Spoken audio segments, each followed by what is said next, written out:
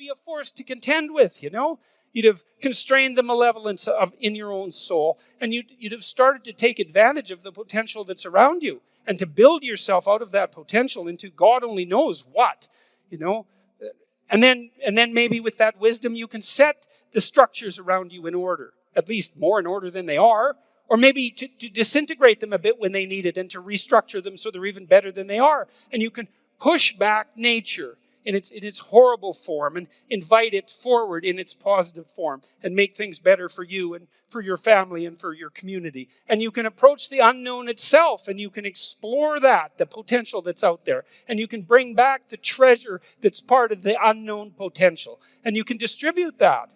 And that is what you can do. And then not only that's what you need to do, because you need to have a meaning in your life, an aim, a value structure that's of sufficient potency and magnitude to justify the limitations and the trouble that life constitutes, right? This is no trivial business that we're involved in, right? We're all in this up to our necks, literally. It's a mortal game. You're all in. And to play it wrong is to risk suffering in hell. And I'm not talking about afterlife. I'm not talking about something metaphysical. You can generate plenty of hell right here around you. Plenty. An unlimited amount. And so you can move towards that direction, or you can move towards a positive direction. And you can orient yourself. And you can learn. This is why the postmodernists are so incorrect. It's like, look, you need an aim. You need an aim. You cannot organize the way you look at the world without an aim. It's not optional. And then the question is, well, what should the aim be? Well, probably not to radically increase the amount of misery and suffering that you experience in everyone else. I mean, maybe you want to go that route, and people do, but I think they only do when they become bitter and they give up, and they make mistakes they know they're making, right? It's conscious decision to go down that route. It's not like they think that's okay to begin with. Their aim's wrong. It's like, straighten out your aim.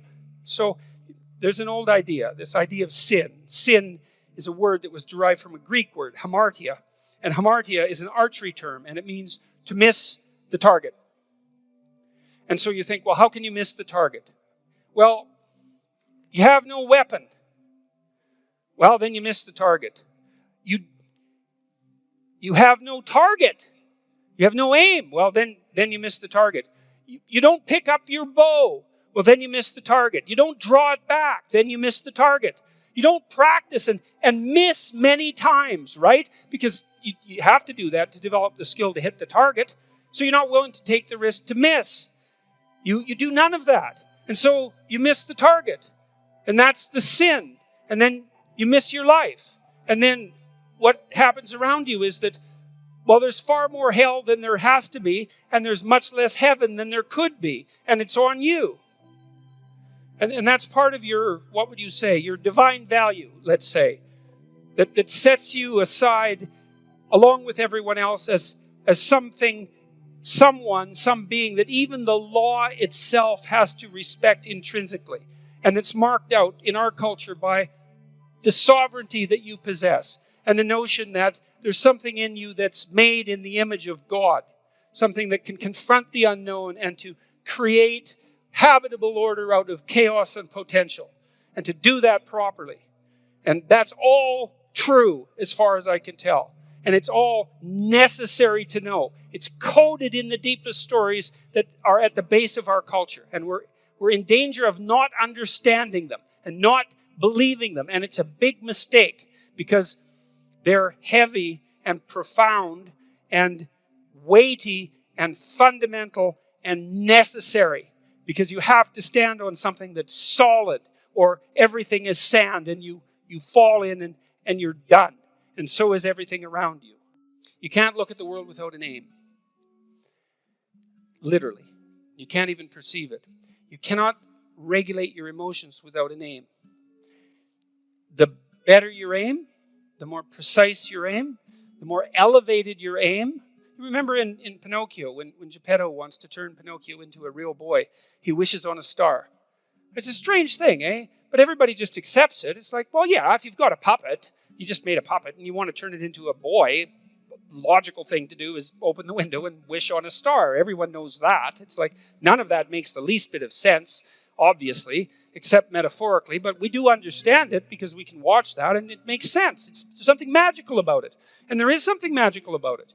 Because the truth of the matter is that if you want to transform something that's nothing but a wooden-headed puppet into something that's a fully functional, autonomous, moral, autonomous individual, then what you do is you elevate your eyes above the horizon to the highest point of light that you can perceive, and you aim at that. And that works. And that works for you, and it works for your partner, and it works for your children, and it works for the world. My hierarchy would be something like this. I type letters, I type words, phrases, sentences, paragraphs. I sequence the paragraphs, I make chapters, I write books. It's all coherently laid out towards some higher order aim, all of that. And the aim is, as far as I'm concerned, to share my clinical knowledge and to educate people. And that makes sense because I'm a clinician and a researcher and a professor. And so if I was going to do that, I've decided I'm going to do that, so that's what I'm doing. And hopefully that's a good thing. And hopefully people respond to it as if it's a good thing, because then that's a good thing for me and it's a good thing for them. And so that seems to be like the very definition of a good thing. And I'm trying to set things straight, right? I'm trying to set myself straight by writing carefully. I'm trying to set the culture straight by saying what I believe to be the case. I'm trying to set other individuals straighter by communicating with them.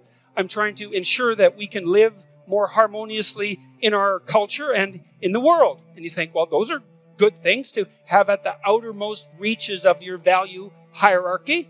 You know, my friend of mine was talking to me about bricklayers the other day, and he's trying to restructure a major company at the moment. And we were talking about how to motivate people. He said, well, let's say you're a bricklayer. It's like, you know, one damn brick after another. How are you going to be excited about that?